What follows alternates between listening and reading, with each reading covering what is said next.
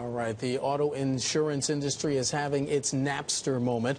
Like record companies at the dawn of online music file sharing, Allstate, Geico, State Farm, and others are grappling with innovations that could put a huge dent in their revenue.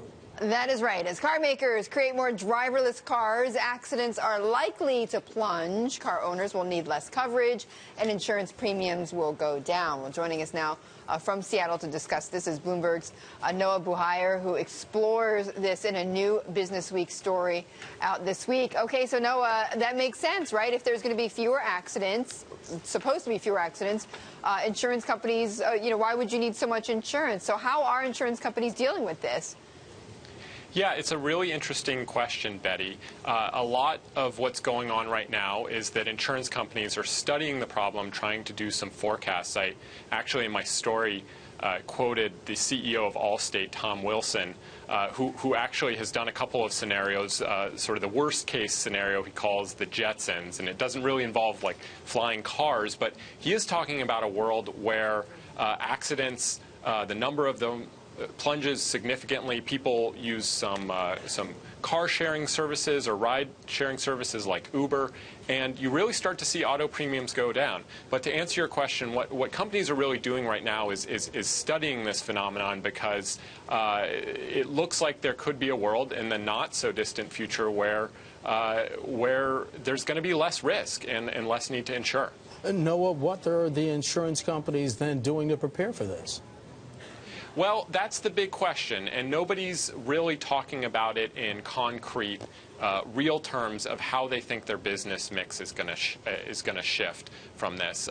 It really depends on the particular carrier. Some of them get quite a bit of revenue from homeowners insurance, for instance. Others, sell commercial insurance or insurance to businesses, so that might present some opportunities. But the big point here is that we're talking about an enormous source of revenue for the insurance industry, and companies need to start thinking about what they're going to do if the risk out there changes. Well, Warren Buffett, who you and I have talked a lot about, obviously, and you cover extensively, Noah, he owns Geico, right? And, and they're one of the biggest auto insurers out there. And we have a quote here from what he said earlier this year. He said, if you could come up with anything involved in driving that cut accidents by 30%, 40%, 50%, that would be wonderful, but we would not be holding a party at our own insurance company, which makes perfect sense, right? What's good for society, not necessarily good for the investors.